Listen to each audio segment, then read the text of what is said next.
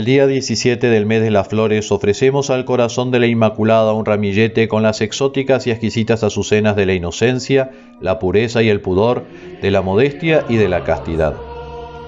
Nuestros primeros padres fueron creados por Dios en santidad y justicia, con la dote extraordinaria de los dones preternaturales que venían a perfeccionar su naturaleza humana, sin elevarla al orden sobrenatural, pero sí por encima de aquello que de suyo la naturaleza exige: ciencia infusa, inmortalidad, inmunidad de concupiscencia, es decir, el dominio de la razón sobre las pasiones, inmunidad de dolores y enfermedades corporales. Y sobre todo, les concedió la gracia santificante, que es un don absolutamente sobrenatural, gracias al cual eran partícipes de la naturaleza divina. Pero al desobedecer perdieron todos estos privilegios y nosotros el derecho a recibir esa preciosa herencia. Ellos fueron expulsados del paraíso y los pobres hijos de Eva fuimos excluidos del cielo. Nos vimos privados de la gracia y amistad de Dios. El pecado original abrió entre Dios y los hombres una brecha abismal que parecía insuperable. La gravedad del pecado se mide en proporción a la dignidad de la persona ofendida. Siendo infinita tal dignidad, infinita es la gravedad del pecado, el cual para su perdón exige una reparación proporcional, infinita, para satisfacer a la justicia de Dios. Las puertas del cielo se cerraron y el hombre solo podía ofrecer a Dios una reparación imperfecta y limitada por la ofensa cometida. Pero como lo certifica el apóstol San Pablo, donde abundó el pecado, sobreabundó la gracia. Dios Padre, en su infinita bondad, no dejaría al hombre eternamente privado de su amistad. Ya desde el Génesis, Dios muestra su misericordia para con el hombre y nos deja una palabra de esperanza en la que se ve claramente su acción salvífica. Establezco enemistad entre ti y la mujer, entre tu linaje y su linaje. Ella te aplastará la cabeza y tú le acecharás el calcañar. Esta palabra de esperanza significa que Dios tenía ya en su mente a la Santísima Virgen María, quien viene a ser para nosotros la nueva Eva en el orden de la gracia. Y San Ignacio de Loyola, en sus ejercicios espirituales, nos hace contemplar cómo Dios, viendo condenarse a los hombres de todas las razas sobre la faz de la tierra, desde el solio de la Trinidad decidió hacerse hombre y exclamó: «Ecce venio». Sin dejar de ser Dios, vengo al mundo como hombre para poder pagar la culpa. Así, el sacrificio tendrá un valor infinito por ser el sacrificio del mismo Dios. Y se realizó la unión hipostática, es decir, la conjunción de las naturalezas humana y divina en la persona de nuestro Señor Jesucristo, y el Verbo se hizo carne en el seno de la Inmaculada, preservada desde el primer instante de su ser natural del pecado original. Privilegio excepcional y exclusivo de María.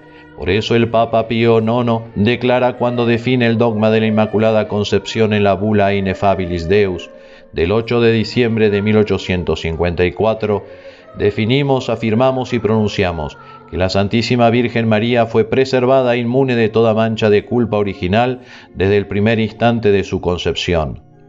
Potuit, dequit, ergo fecit. Si quiso y no pudo, no era Dios. Si pudo y no quiso, no era hijo. Pudo y quiso, porque era Dios y era hijo, y por lo tanto lo hizo. Y en toda la cristiandad se rinde culto y se hace procesiones en su honor, expresando así la gratitud a María, a su fiat generoso y salvador, y en honor a aquella que trajo la luz a un mundo que yacía en las tinieblas. En todos los hogares católicos de Colombia se encienden velitas y flamea en tejados y balcones la bandera de la Inmaculada Concepción.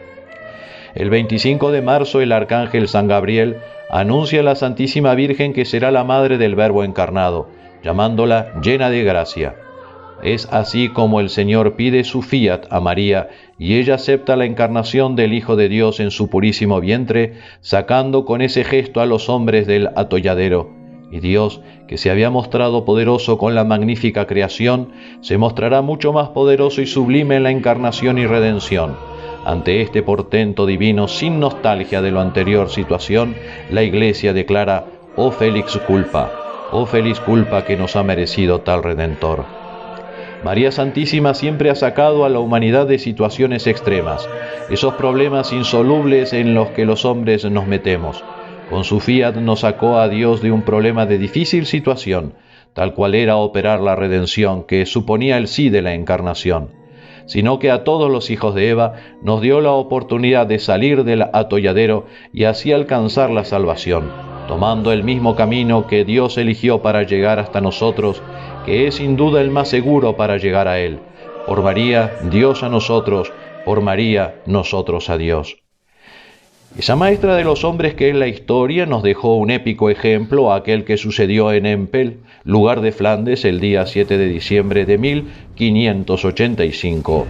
Un tercio viejo de Zamora, con sus unos 5.000 hombres, combatía al mando de Francisco Arias de Bobadilla en la isla de Bommel, situada entre los ríos Mosa y Vaal, bloqueado por completo por una escuadra del ejército calvinista holandés al mando del almirante Felipe de Van Hohenlohe.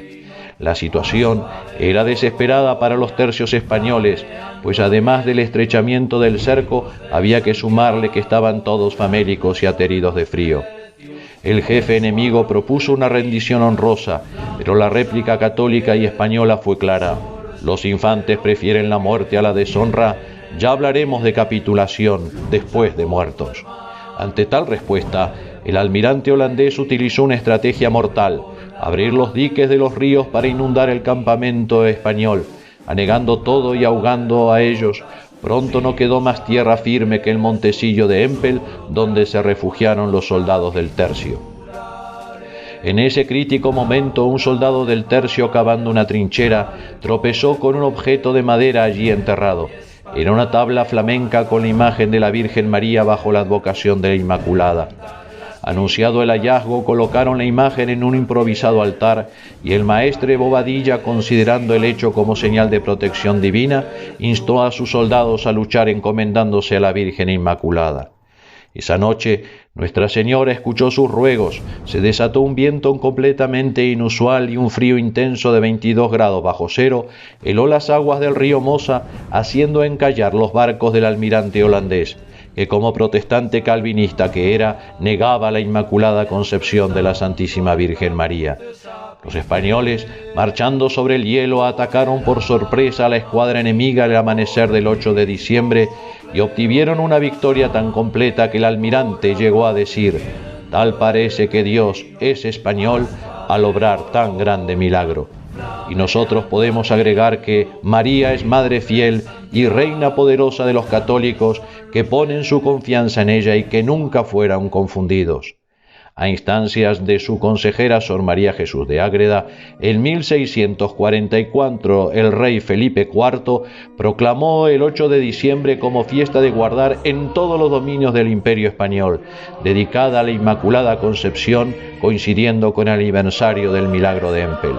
En 1708, el Papa Clemente XI declaró extendida esta fiesta a toda la Iglesia Católica. No está de más agregar que María es madre de los católicos, que no nos abandona a nuestra suerte, sino que nos permite salir del atolladero. En nuestra vida, muchas veces atravesamos situaciones en las que nos parece imposible encontrar la salida, en las que, como los soldados de Empel, nos sentimos asediados por todos los frentes y el enemigo nos da por derrotados. Las agitaciones políticas y la tiranía democrática, que niega el derecho a los pueblos a vivir la libertad de los hijos de Dios, se acrecienta día a día y las múltiples propuestas de solución no serán jamás buenas si no pasan por María. Como en Empel, nos asedia la revolución en todos los frentes. La ideología de género quiere anegar los campos de azucenas, mancillando inocencias y candores. Nos encontramos ahora atribulados por las pasiones que agitan nuestras almas, pero a sus pies ponemos las puras azucenas, las hermosas flores de los valientes que alcanzan la victoria de vencerse a sí mismos. Por eso, con los héroes y los santos, como ellos y como siempre, nuestro auxilio está en lo alto. Elevemos nuestras oraciones pidiendo socorro a quien siempre nos ha sacado de estos barros. Sálvanos, Señora, que perecemos. Y ella nos responderá: ¿acaso no estoy yo aquí que soy tu madre? Linaje de la mujer, avanzad con fe y esperanza, porque hoy como ayer el amor del corazón inmaculado triunfará. Dignare me laudare te Virgo sacrata, da mihi virtutem contra hostes tuos. Ave cor Mariae.